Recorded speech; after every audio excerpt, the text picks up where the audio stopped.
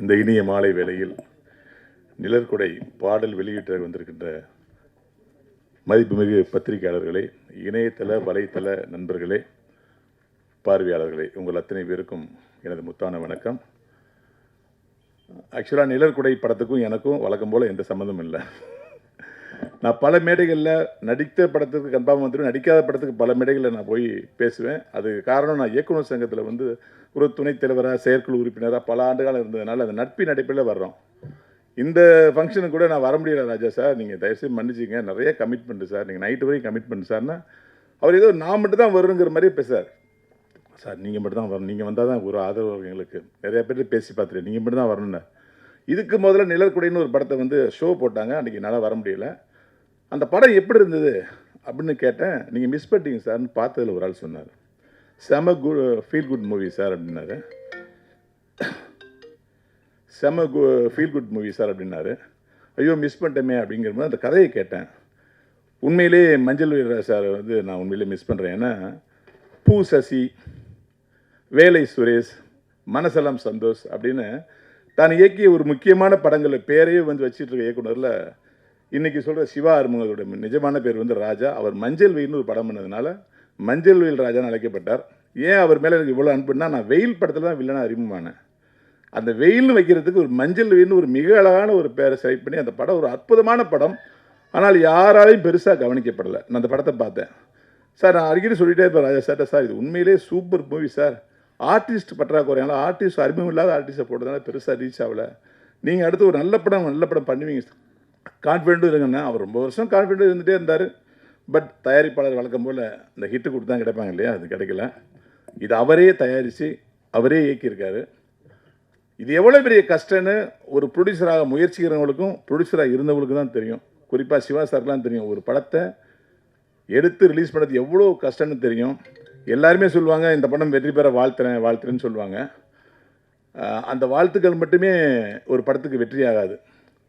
ஒரு நேரத்தில் ராஜ்குமார் சார் சொன்னார், இந்த படத்தை வந்து மீடியா பீப்புள் நீங்கள் சப்போர்ட் பண்ணணுன்னாரு. எனக்கு தெரிஞ்சு ஒரே ஒரு விஷயந்தான் உண்மையான விஷயம். என்ன தான் நாங்கள் உங்களை கை கூப்பிட்டு கேட்டாலும், என்ன தான் நான் உங்களை வந்து திமிரா உங்களை பேசினாலும், இந்த மீடியா பீப்புள்ஸ், இந்த பத்திரிகை நண்பர்களும் சரி, இணையதள நண்பர்களும் சரி, நல்ல படத்தை தூக்கி நிறுத்த தவறியதே இல்லை. அதை நான் பல தடவை பார்த்துருக்கேன், பல முறை பார்த்துருக்கேன். அதனால தான் உங்கள்கிட்ட நான் என்றைக்குமே கெஞ்சுறதில்லை. ஏன்னா நான் பண்ணிய பல நல்ல காமெடி படங்களை வந்து எக்ஸ்ட்ரானியான காமெடின்னு சொல்லியிருக்கீங்க. நான் காமெடி படம்னு சொன்னதே இல்லை, சரியாக காமெடி ஒர்க் அவுட் ஆகலன்னு சொல்லியிருக்கீங்க. இது எல்லாத்தையும் மனமோது நம்ம ஏற்றுக்கிறோம். இந்த மாதிரி தான் உங்களையும் ஏற்றுக்கணும். நீங்கள் தான் மக்கள் அப்படிங்கிற உண்மையை வந்து எல்லாருமே நம்ம உணரணும். ஏன்னா லேட்டஸ்ட்டாக கூட இன்றைக்கி கூட ஒரு படம் கேங்கஸ்னு ஒரு படம் ரிலீஸ் ஆகிருக்கு. கம்பேக் வடிவேல் சாருங்கன்னு எல்லாமே நீங்கள் அதை வந்து பாராட்டுறீங்க, ரொம்ப சந்தோஷமாக இருக்குது. அதே வடிவேல் என்ன முதல் படம் நடிக்கும்போது ஏன் இப்படி பண்ணுறாருன்னு கேட்டால் தான் நீங்கள் அந்தளவுக்கு மிக அற்புதமான ஒரு மனிதர்களாக உங்களை நாங்கள் பார்க்குறோம். இந்த படத்தை தேவயானி மேடம் நடிச்சிருக்காங்க. தேவயானி மேடத்துக்கு நான் வந்து மிகப்பெரிய ஃபேன் ஒரு படத்துக்கு. அது என்ன படம்னா பஞ்சதந்திரம்.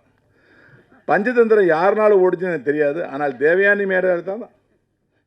மேடத்தால் தான் ஓடிச்சு நான் அடித்து சொல்லுவேன். அந்த ஒரு எபிசோடு படத்தை தூக்கி நிற்பாச்சு. ஏன் மாத்திர ஐயோ எவ்வளோ பெரிய மூடி, அதெல்லாம் யாரால நடிக்கும், அவ்வளோ கஷ்டம் நடிகனா எனக்கு தெரியும். அவங்க இந்த படத்தில் ஒரு டென்சிட்டியான ஒரு அடர்த்தியான கேரக்டர் பண்ணியிருக்காங்க. இந்த மாதிரி ஒரு ஃபீல் குட் மூவி ஜெயிக்குமா தோக்குமா அப்படிங்கிறதான் நம்ம வந்து சொல்லவே முடியாது. தேட்டருக்கு போனால் தேவயானி மேடத்துக்கு சீரியலே மிகப்பெரிய ஃபேன்ஸாக இருக்காங்க. அவங்களாம் தேட்டருக்கு கண்டிப்பாக வருவாங்க. இந்த படம் மிகப்பெரிய வெற்றி அடையும். இந்த படத்தில் ஹீரோவாக இருக்கிற விஜய் சாருக்கு ஒரு நல்ல வாழ்க்கை அமையும். இந்த படத்தினுடைய மொத்த டீமுக்கும் என்னுடைய மனமார்ந்த வாழ்த்துக்கள் சொல்லி இந்த படம் மிகப்பெரிய வெற்றி பெற என்னுடைய எல்லாம் வல்ல ஆண்டவனை வேண்டுகிறேன். யாரையுமே சொல்லணும் வருத்தப்படக்கூடாது, எல்லாருமே ஜாம்பவான். அவங்க ஏற்கனவே சுருக்கமாக சொல்லிட்டு சொன்னாங்க. எங்களுடைய அண்ணன் செந்தமிழன் சீமானனை வந்து பேசினா கேட்டுக்கிட்டே இருக்கலாம். அரசியலும் சரி, கலையும் சரி. வாட்ஸ்அப்பில் பல டைங்களில் வந்து அவர் அரசியல் பேசுகிறது ஒரு பக்கம் பார்த்தாரு, இன்னொரு பக்கம் வந்து அவர்கிட்ட இன்டர்வியூ எடுப்பாங்க. அதில் வந்து ஒரு பாட்டு எப்படி உதயம் ஆணிச்சுன்னு கேட்குறப்ப பார்த்தீங்கன்னா ஒரு மியூசிக் கூட அப்படி எக்ஸ்பிளைன் பண்ண முடியாது. அவ்வளோ அழகாக எக்ஸ்பிளைன் பண்ணுவார். ரொம்ப ஒரு அற்புதமான கலைஞனை நம்ம அரசியல் கொடுத்துட்டோமோ அப்படின்னு தோணுனா கூட அந்த கலைஞன் நம்மளுடைய கலைக்கு வராருங்கிறது உண்மையிலே பெருமையான விஷயம். இவ்வளோ பிஸிலையும் ஒரு சின்ன படத்தை ஆதரிக்கிறதுக்கு வந்திருக்கார், அவருக்கு என்னுடைய நன்றி.